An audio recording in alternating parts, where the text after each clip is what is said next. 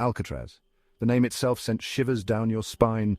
It was more than just a prison, it was a fortress of despair, a place where hope went to die. The very mention of Alcatraz conjured images of cold, unyielding stone and the relentless grip of isolation. A fortress of despair, perched on a lonely island, it stood as a monument to human suffering. The walls, thick and unyielding, seemed to absorb the cries of the men trapped within. Each stone, each brick was a silent witness to countless stories of desperation and longing.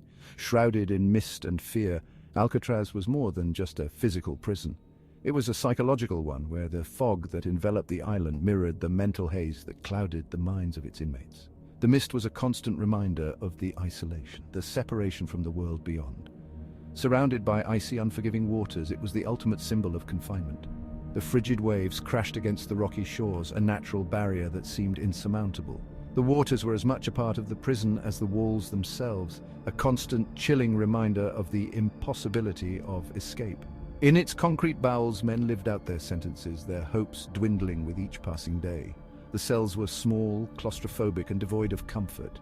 The air was thick with despair, and the walls seemed to close in a little more each day, suffocating any remaining glimmers of hope.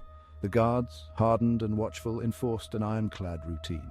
Their eyes, ever vigilant, missed nothing. They were the keepers of this fortress, their presence a constant reminder of the power and control that Alcatraz wielded.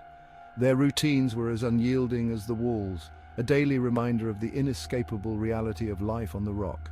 Every corner bristled with bars, every shadow whispered of captivity. The bars were not just physical barriers, they were symbols of the loss of freedom, the stripping away of identity. Each clang of the metal was a reminder of the life left behind, of the dreams that would never be realized. Yet even in this place of despair, the human spirit refused to be broken. The men who lived here, though beaten down by the harsh realities of their existence, still held on to a sliver of hope. It was this hope, this unbreakable spirit, that kept them going day after day, year after year. The will to live, to be free, burned bright in the hearts of some. It was a flame that could not be extinguished, no matter how harsh the conditions. This burning desire for freedom was a testament to the resilience of the human spirit, a beacon of light in the darkest of places. And sometimes that burning desire gave birth to the impossible, an escape plan. These plans, often born out of sheer desperation, were a testament to the ingenuity and determination of the men who conceived them. They were willing to risk everything for a chance at freedom, to defy the odds and break free from the impenetrable walls of Alcatraz. These stories of escape, though few and far between, were a glimmer of hope in an otherwise bleak existence. They were a reminder that even in the darkest of places, the human spirit could not be contained. Among the inmates, there was a man, we'll call him Jack. Jack was not like the others. He was different, not just in his demeanor, but in his very essence. He had a story that set him apart, a story that was both tragic and inspiring. To the guards, he was just another number, another faceless entity in the sea of prisoners. They saw him as just another cog in the machine, another soul lost to the system, another face in the crowd. But Jack was more than that. He was a man with a past, a man with dreams, and a man with an unbreakable spirit. But behind Jack's quiet demeanor lay a sharp mind, a mind that was always working, always thinking, always planning. He was a cunning strategist, someone who could see patterns where others saw chaos. A cunning strategist and a heart that yearned for freedom. Jack's heart was filled with a burning desire to be free, to live a life unshackled by the chains of injustice. Wrongfully convicted, sentenced to a lifetime within these walls, Jack's story was one of heartbreak and resilience. He had been accused of a crime he did not commit, and the weight of that injustice bore heavily on his soul. Jack refused to accept his fate. He knew he was innocent, and he was determined to prove it no matter the cost. He would not let the system break him. He clung to the memory of his family, the faces of his loved ones etched into his mind. They were his anchor, his reason for fighting, his reason for hoping, the warmth of the sun on his skin, the simple pleasures of life that he had once taken for granted. These memories fueled his determination, giving him the strength to keep going, the simple joys of a life stolen from him. Escape became his obsession. It was not just about breaking free from the physical confines of the prison, but also about reclaiming his life, his identity, his dignity. Every clanging bar, every echoing footstep, every sound in the prison became a clue, a piece of the puzzle that he was determined to solve. He listened intently, his senses heightened by the urgency of his mission. Every whispered conversation became a piece of the puzzle. He paid attention to the smallest details, knowing that any piece of information could be the key to his escape. He observed, he learned, he planned. Jack's mind was always at work, analyzing, strategizing, and preparing for the moment when he would make his move. His determination solidified, fueled by an unyielding hope.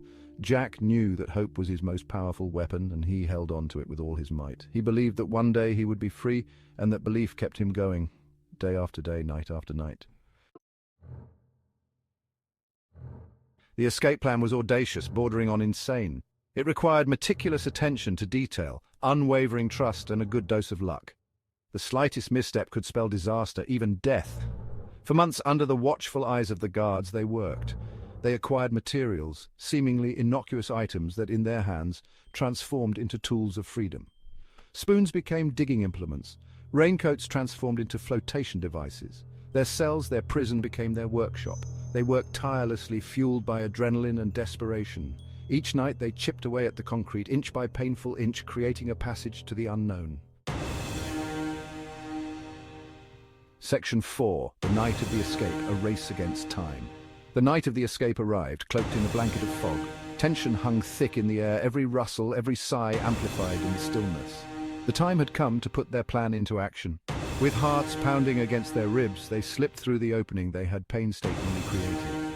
The cold, damp air of the tunnel hit them, a stark contrast to the stifling atmosphere of their cells.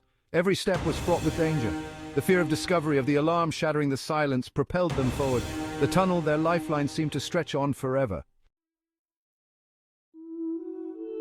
Section 5. Freedom's sweet taste under the open sky. Emerging from the tunnel, they tasted freedom. The air was different here, fresher, filled with the scent of the earth and the promise of liberty. It was a stark contrast to the suffocating atmosphere they had left behind, a world of concrete and steel that had held them captive for so long. The salty tang of the sea air filled their lungs, a stark contrast to the stale air of their confinement. Each breath was a reminder of the world they had been denied, a world that now lay open before them. The ocean's scent was a symphony of freedom, a melody that played in their hearts as they moved forward. Above them, stars twinkled, indifferent to their plight, yet offering a glimmer of hope. The night sky was a canvas of dreams, each star a beacon guiding them towards a future they had only dared to imagine.